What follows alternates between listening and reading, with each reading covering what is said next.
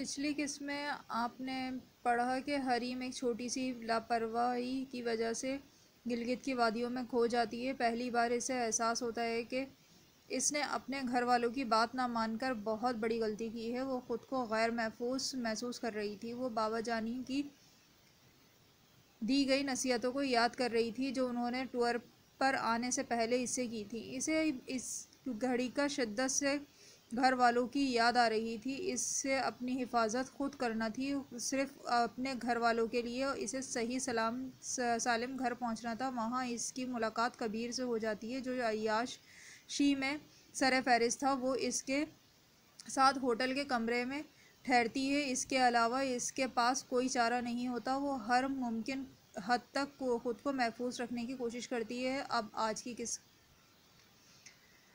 अच्छा मिस, आप फ्रेश हो जाएं, मैं ज़रा अपनी फ्रेंड्स को कॉल कर लूँ। इसको दरवाजे के बाहर छोड़कर कबीर अपने दोस्त को कॉल करने के लिए चला गया। हरीम दांतों में से होंठ काटती हुई आंसुओं को जब्त करने की कोशिश कर रही थी। हरीम की आंखों से आंसू कमरे को देखे और हैरान हो रह गए। इसने अंदर आते ही रोती हुई आंखों से सारे कमरे का मुशाहिदा किया। सारे कमरे को खूबसूरत वाइट फर्नीचर से सजाया गया था और फर्नीचर के साथ साथ कमरे का डेकोरेशन भी किया गया था। फर्श पर खूबसूरत कारपेट बिछे थे और कमरे की छत के दरमियान में रोशनी से चमकता फानूस लटका हुआ था जिससे पूरा कमरा रोशन था। हरीम कमरे में पड़े सोफे पर टेक लगाकर बैठ गई। इतने खूबसूरत कमरे में इसका दम घुट रहा था। कमरे की कोई भी चीज़ इसको अच्छी नहीं लग रही थी। वो आंखें बंद करके वो तमाम अच्छे लम्हात को याद कर रही थी जो इसने अपनी फैमिली के साथ गुजारे थे। अहमद अपने कमरे में अरहा की तस्वीर लिए बैठा मुस्कुरा रहा था जब हरीम ने चुपके से इसके हाथ से तस्वीर छीन ली और इसको तंग करने की गर्ज से कमरे से बाहर दौड़ चली गई। रुको हरीम, ये मुझे दो, देखो, तंग नहीं करो मुझे। अहमद भाई अकेले अकेले हर भाभी की तस्वीर देख रहे हैं। हरीम तस्वीर लिए पूरे घर में दंदनाती फिर रही थी। हरीम को देखकर असद को भी शरारत सूझी और इसने हैमर भाई को तंग करने के लिए हरीम का हाथ से वो तस्वीर लेनी चाहिए। हरीम दो इधर, हैमर इसके पीछे भागा था। नहीं नहीं, बिल्कुल भी नहीं, मैं आपको ये तस्वीर नहीं दूंगी। हरीम लाओ, मुझे दो, पकड़ाओ। हरीम ने वो तस्वीर फिर से असद के हाथ से में थमा दी। वो इस तस्वीर की तरफ देखकर मुस्कुराया। हैमर भाई, भाभी तो बड़ी ही प्यारी है। इसके कमेंट पर हैमर भी मुस्कुरा दिया। असद देखो, मुझे तंग ना करो, अभी ये तस्वीर दो मुझे। हैमर ने अब असद की तरफ रुख किया। हैमर भाभी, क्या भाई क्या हो गया है, हमें भी तो दिखाएं, आखिर हमारी होने वाली भाभी हैं कैसी। ये लो बिलाल, तुम पकड़ो, लाएं असद भाई। असद ने अब वो तस्वीर बिलाल को पकड़ाई। सब बहन भाई मिलकर हैमर को घेरा डालकर तंग कर रहे थे। देखो बिलाल, तुम तो मेरे साथ साथ दो, लाओ मुझे दो तस्वीर, सब्र करें भाई, तस्वीर तो ही तो है, मुझे भी देख लेने दें कि हमारी भाभी कैसी हैं। इसने एक नज़र इस पर डालते हुए इसकी तारीफ़ की।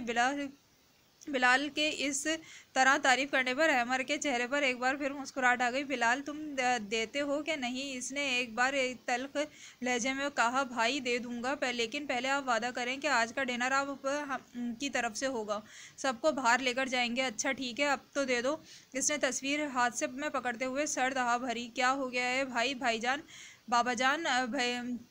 इनकी आवाज़ें सुनकर कमरे से बाहर निकल गए थे। इनको ही देखते ही इनकी तस्वीर कमर के पीछे छुपा ली और बाबा जान को तो नहीं, अहमर को घबराते हुए सबको आंखें दिखाते हुए कहा। अहमर भाई झूठ ना बोलें, बाबा जान को सच सच बता दें। हरीम तुम चुप रहो। अहमर ने इसकी बात काटते हुए आंखों से घूरते हुए कहा। हरम बेटा तुम बताओ क्या हुआ। वो बाबा जानी भाई की तस्वीर देख रहे थे। अहमर ने इतराते हुए कहा। किसकी? इसने बाबा जान की संजीदगी से पूछा।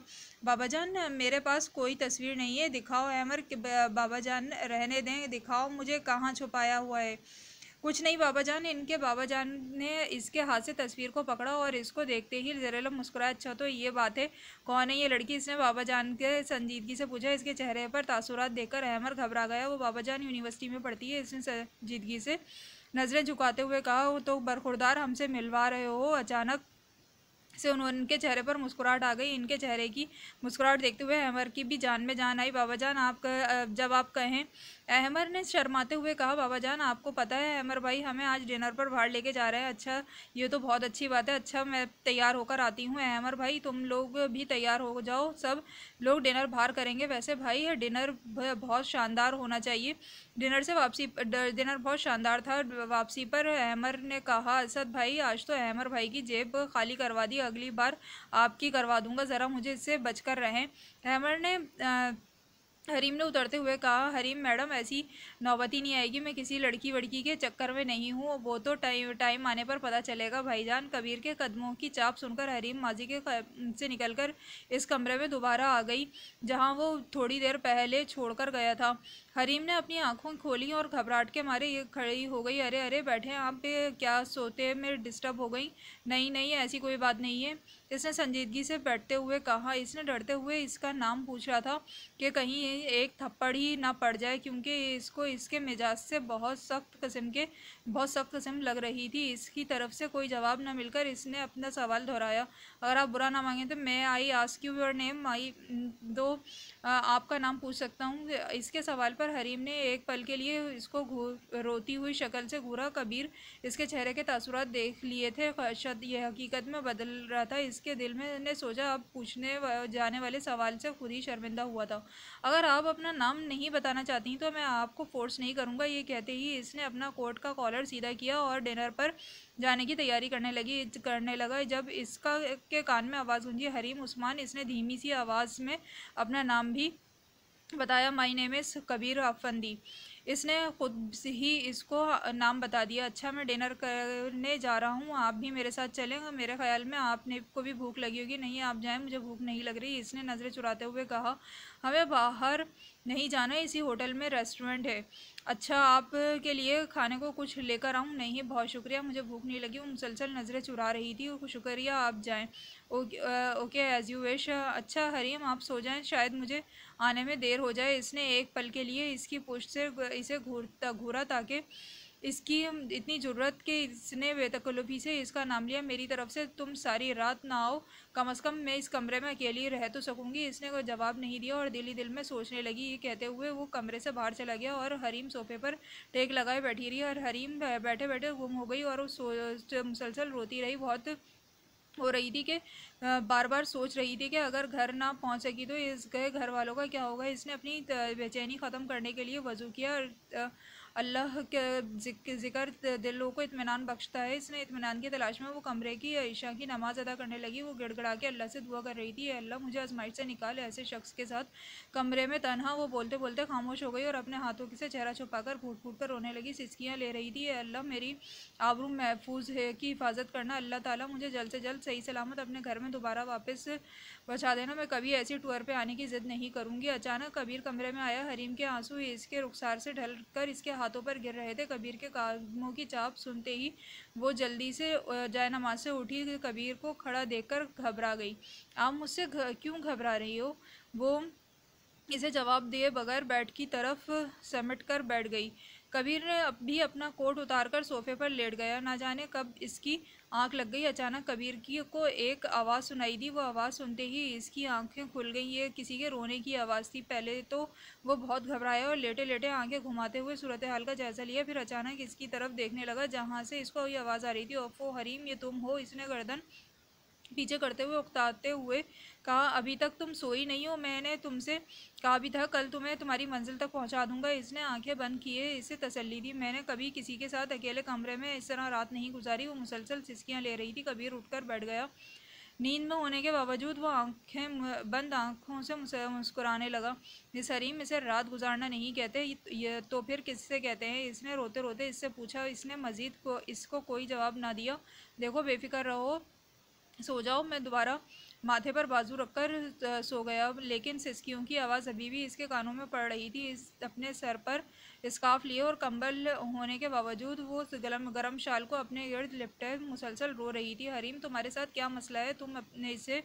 तुमसे कह रहा हूँ ना कि सुबह होते ही मैं तुम्हें तुम्हारी मंजिल पर पहुँचा दूंगा। तो मुझे बाबा जानी की याद आ रही है। अपनी आंखों में आंसू साफ करते हुए इसने रोने की वजह बताई। इसकी आवाज़ इसका साथ नहीं दे रही थी, लेकिन फिर भी वो इनकी बातों का जवाब दे रही थी। नहीं, अच्छा अब सो जाओ, रोना बंद करो, सुबह होते ही कॉल कर दूंगा। नहीं, मुझे अभी बात करनी है। देखो हरीम, रात के 11 बज रहे हैं, तुम्हारे बाबा जानी परेशान हो जाएंगे। नहीं होंगे, आप मेरी बात करवा दें। वो बस ज़िद्दी के वो इनसे भी अभी कॉल पे बात करेगी। अच्छा ठीक है, ये लो मोबाइल और नंबर डायल करो। इसने फ़ौरन इसका मोबाइल पकड़कर आंखों से आंसू साफ करके घर फ़ोन किया। इससे पहले कि बाबा जानी इसका नंबर उठाते, इसने अपने अंदर बाबा जानी से बात करने की हिम्मत पैदा की। हेलो बाबा जानी।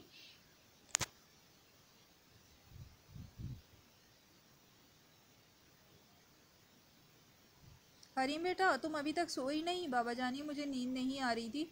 हरीम बेटा, ये किसके मोबाइल नंबर से फ़ोन कर रही हो? तुम्हारा अपना मोबाइल कहाँ है? तुम्हें कितनी दफ़ा कॉल की है, लेकिन तुम मुसलसल बंद। हाँ था तो हम सब तुम्हारे लिए बहुत परेशान थे। बाबा जानी, मेरा मोबाइल। वो अपने मुंह पर हाथ रखकर आंसू रोकने की कोशिश कर रही थी, और कबीर सोफे से टेक लगाए इसको देखकर दिल ही दिल में मुस्कुरा रहा था, क्योंकि इसकी ज़िंदगी में कभी भी ऐसी लड़की नहीं देखी थी। हरीम बेटा, तुम रो रही हो? नहीं बाबा जानी। वो अपने होंठ बीचे आंसुओं को छुपाने की कोशिश कर रही थी। अच्छा हरीम बेटा, मज़ा आ रहा है ना? हाँ बाबा जानी, बहुत मज़ा आ रहा है। वो अपनी उस सिसकियों को दबाए हुए बाबा जानी से बात कर रही थी। हरीम बेटा, मुझे ऐसा क्यों लग रहा है कि तुम रो रही हो? नहीं बाबा जानी, यहाँ सिग्नल का प्रॉब्लम है, इसलिए आपको ऐसा लग रहा है। मैंने आपको डिस्टर्ब तो नहीं किया? नहीं बेटा, मैं स्टडी रूम में किताब पढ़ रहा था। अच्छा बाबा जानी, मुझे नींद आ रही है, अब आप भी सो जाएं। इसने फ़ोन काट दिया, क्योंकि वो अपने आंसू मज़ीद छुपा नहीं सकती थी। मोबाइल हाथ में पकड़े वो बिना आवाज़ के रोने लगी। हो गई बात? हरीम के हाथ से इसने मोबाइल लेते हुए कहा। जी, इसकी आवाज़ में नमी थी। तुम फिक्र ना करो हरीम, मैं तुमसे कहा है ना कि कल तो और सुबह होते ही मैं तुम्हें तुम्हारी मंजिल पर पहुंचा दूंगा। अच्छा अब सो जाओ। कबीर सोफे पर करवट लेकर सोने की कोशिश कर रहा था, लेकिन रोने की आवाज़ अभी भी आ रही थी। इसने तकिया उठाकर अपने कानों पर रखा, लेकिन सिसकियां इसके कानों तक जा रही थी। वो गुस्से से उठा। हरीम, तुम एक दफ़ा ये अपनी सारी प्रॉब्लम डिस्कस कर लो। इसकी रोबदार आवाज़ सुनकर वो एक पल के लिए डर गई। अब क्यों रो रही हो? वो मुझे भूख लग रही है। कबीर को एक पल के लिए बहुत गुस्सा आया। इसका दिल चाहा वो उठे और इसको 2 थप्पड़ रसीद कर दे, लेकिन वो इस होटल को इसके आंसुओं से डुबोना नहीं चाहता था। वो सोफे पर टांगे लटकाकर बैठ गया और सर पे हाथ फेरने लगा। कहानी अभी जारी है। चैनल को सब्सक्राइब करना ना भूलिएगा। वीडियो को शेयर करें, लाइक करें, अपनी राय से ज़रूर आगाह करते रहें। चैनल को सब्सक्राइब करना ना भूलिएगा। अच्छे बच्चे